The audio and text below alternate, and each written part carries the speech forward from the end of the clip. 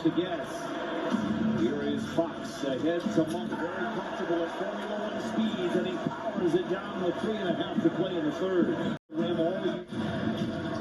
George, which goes right at Sabonis, loses the handle. Fox, partly responsible. The lob for Fox, and the southpaw spike.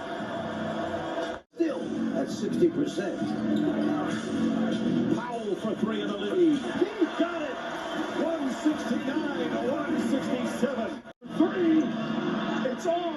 Rebounded. The Kings storm into LA and come up from the tomb to win this. All right, hold on a second here. Pause the game. Am I looking at this right?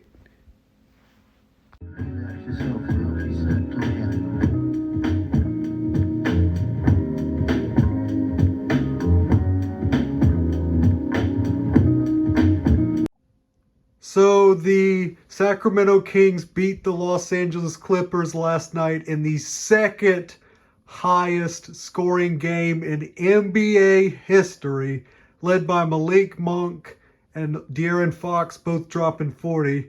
And here's the big picture. The big picture here is that the NBA's scoring is the highest it's ever been.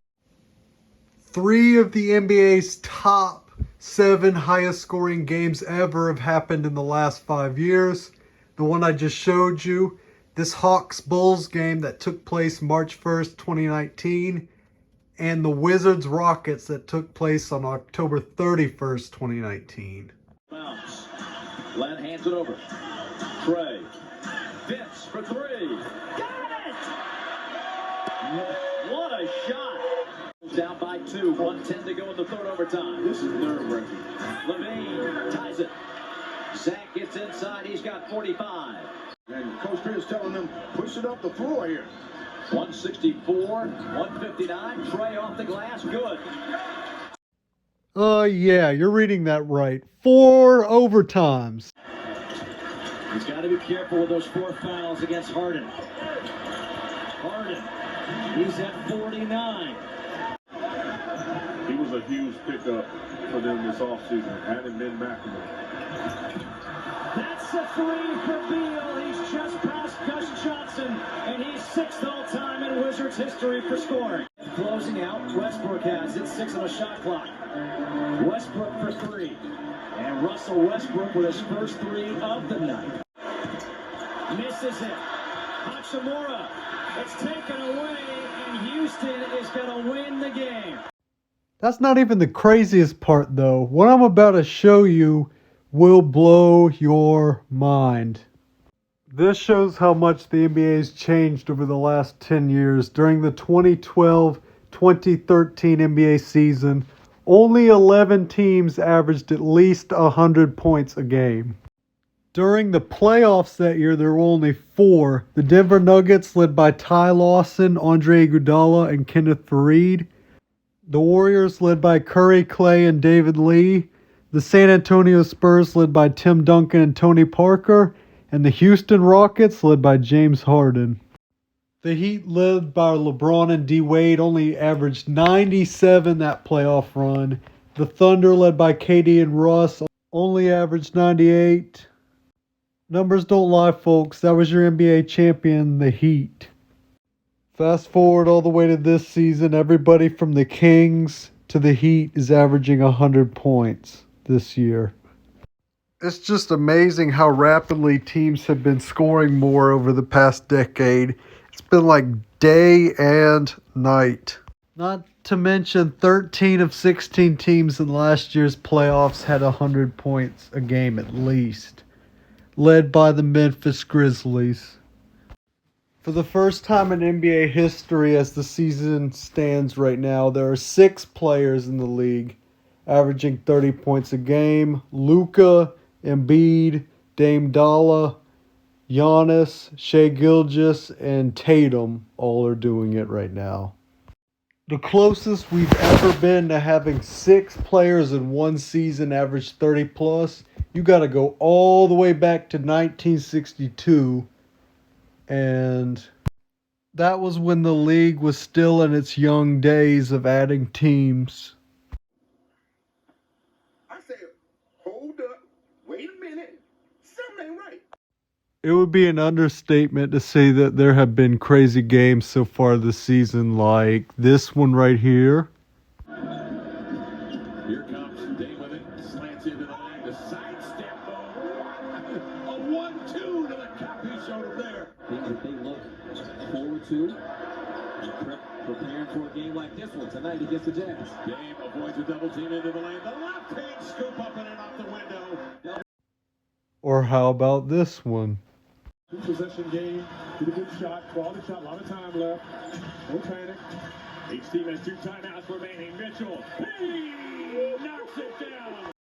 And we can't forget about what Luka did against the Knicks this season.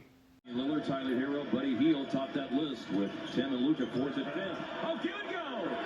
The oldest play in the book, and it worked to perfection.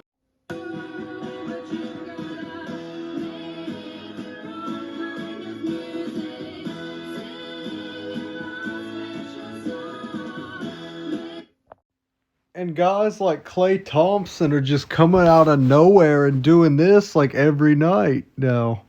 Got Kaminsky on him. He's going to work on there. The shot clock at 5. Playing with a step back 3. Klay Thompson. Last stat I'm going to bring up. We had 3 players in 2012-13 drop 50 plus, and that was it. Carmelo, Curry, and KD each did it one time that season. In that role. You know, people forget Scott's averaged over 24 games when he was with Toronto, and he had, or I should say that the Heat had that reversed in that third meeting with Carmelo again. The Knicks defense during this win streak has been outstanding. Anthony knocks down a 3. Carmelo Anthony is up to a red-hot start here, early 3 for 3. That he was in his early years in Phoenix, but very smart players. Durant knocks down the jumper and Sean Marion at the 4. But so far against Miami in the finals last year, Christmas Day, they've stayed big down the stretch. Oh, what a crossover by Durant! Oh, that'll wake you up. You saw the Gasols there, as you mentioned. Their parents used to work at the hospital. Curry with another jumper, and it's a 1-point game. Curry for the lead. Got it. Steph Curry, smooth. He scored the last 15 in a row for Golden State. What's happening? Yep, that's all we got from that season. But this season, we've had 20 50-plus point games, and the season is not even over yet. So here is the final conclusion that I have made up. The NBA has gone to a more three-point oriented league, more threes being made. I think we already knew that. But I'd also like to point out the defense is not as strong as it used to be. It's all about attacking the other team on offense nowadays. And the defensive hustle just isn't there anymore, in my opinion. So that's what my final thoughts are. And we all know Ben Simmons is out there missing a layup somewhere. Durant, give and go. Simmons, it's an air ball. Turnover. There's nothing worse. Julian. I don't know where I felt like it.